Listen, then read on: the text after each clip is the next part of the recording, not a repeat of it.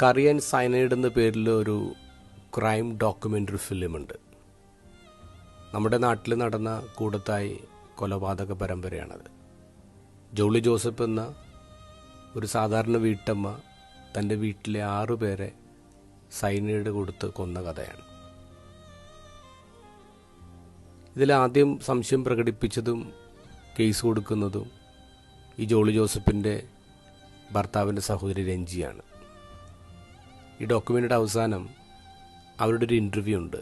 അതിലവർ പറയുന്നത് എന്തുകൊണ്ടാണ് ജോളി ചേച്ചി ഇങ്ങനെ ഒരു കൊലപാതകം നടത്തിയത്? പണത്തിന് വേണ്ടിയാണോ, അധികാരത്തിന് വേണ്ടിയാണോ?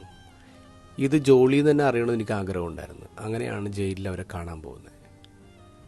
അവിടെ ചെന്ന് അവരോട് ചോദിച്ചപ്പോൾ അവർക്കൊരു തരത്തിലുള്ള അനുതാപവും ഇല്ല, റിപ്പൻറ്റൻസ് ഇല്ല, ചെയ്ത് തെറ്റിപ്പോയി എന്നുള്ളൊരു തോന്നലേ ഇല്ല.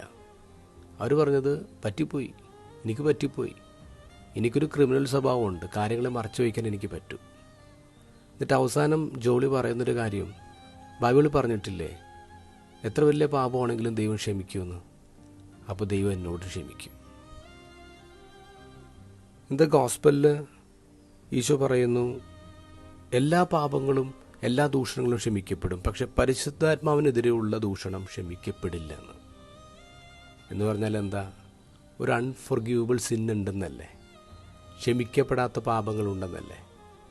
പക്ഷെ ശരിക്കും അങ്ങനെയല്ല. എല്ലാ പാപങ്ങളും ക്ഷമിക്കപ്പെടും. അങ്ങനെ അല്ലെങ്കിൽ ദൈവത്തിൻ്റെ കരുണയിലുള്ള സംശയമല്ലേ അത്? നമുക്ക് പാപത്തെക്കുറിച്ചുള്ള ബോധം തരുന്ന ആരാ? ആത്മാവാണ്.